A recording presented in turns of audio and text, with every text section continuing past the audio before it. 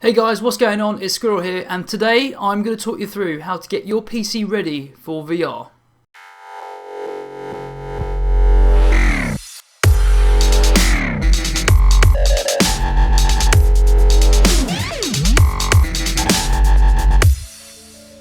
So obviously Oculus Rift just went live with their pre-orders and things went absolutely bonkers. If you were lucky enough to get a pre-order early, then you may receive yours in March, but most people will be receiving theirs in May or June. To throw a spanner in the works, HTC, who are backed by Steam, also announced last week that their pre-orders will go live on the 29th of February. Although much of us will need to have a look at our hardware and decide where we need to upgrade. But if you're building a new PC from scratch, or even considering upgrading your PC, I've got a useful guide here which may help you out to get your PC ready for VR. Let's get things kicked off with the motherboard. So this is the Gigabyte Z170X UD3. It's running the 1151 chipset. It's a great motherboard. I've had previous Gigabyte motherboards in the past and they've been great overclockers. I won't bore you with the tech spec on this motherboard, but it is stacked full of features and has great expandability. The CPU I'm going to recommend is the 6700K, which of course is an i7. It is the unlocked version of this processor, so I cannot stress enough that you get the K series of this CPU so you can get a good overclock. To keep the CPU cool, we are going with a closed loop system from Corsair. This is the H100i, but this is the version 2 of the product. It's imminent at UK suppliers, so if you are going to buy one of these closed water loops from Corsair, just make sure it is the version 2 because it has been improved. Next up is the memory, and this time we're going for the Corsair 16GB DDR4 Vengeance.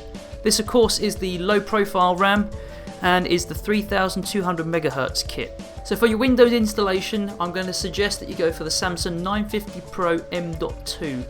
This goes into the M2 slot on your motherboard. It's not a conventional 2.5-inch drive, as you can see from the picture there. It looks like a RAM stick. But I can guarantee you this is going to keep you ahead of the game because this is about 4 times faster than your conventional SSD drive. For all your games and media, I'm going to suggest that you go for the ever so reliable Western Digital 2TB black performance hard drive. Now this is going to get you excellent read-write speeds, and Western Digital do a very good return service, so if you are unlucky and you do have a drive fail, they will look after you. Onto the power supply. This is the EVGA 750 watt version. It's the G2 series.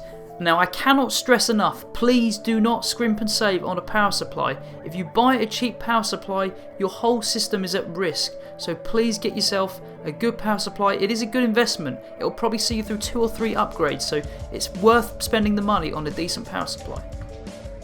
Move on to some of the cool stuff now. This is the graphics card. This is the EVGA SSC version of the 970. Now I could have gone for the 980 Ti, but I'm trying to keep a lid on the price here. The 970 is still a very capable system and is VR compatible and ready. Now obviously you don't have to get exactly this spec. If you do decide to get the 980 Ti, then great. But I would suggest that you go for the EVGA because their warranty service is absolutely brilliant, and the great news is they just released a UK returns which will turn it around nice and quick. And to finish up, we've gone with the Corsair Carbide 400C with the clear panel window. Now of course you can choose any case you like, this is just personal preference, but just need to make sure that it is an ATX case. You can use any ATX case with these parts, it's no problem at all. I really like Corsair products just for their clean, sleek look. The finishes for their cases, the build quality is just great, and I can endorse that all the parts that I have specified in this video will fit in the 400C. As you see here, this case has got room on the back panel here for 3 2.5-inch drives, and on the flip side at the bottom, just to the left of where all the cables are coming out of, you can actually fit another 2 3.5-inch drives. So a link to all the parts that I've used will be available in the description. If there's anything you thought that you would change, feel free to leave a comment and I'll have a look at them. There is a bit of uncertainty into exactly what the minimum requirement specs are for VR. Now, Oculus obviously released their app recently, but there's a bit of a grey area. I think that probably systems older than what they suggest will actually run it, but all the parts used in this video will guarantee that your system will be ready for VR.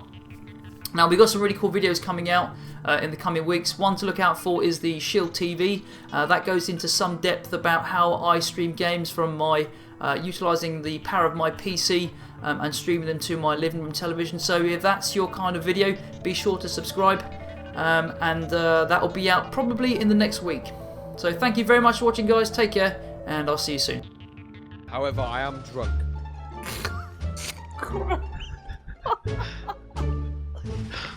Yes! The guy's bringing, he says he's high and he's coming with his squad. That is a bit scary.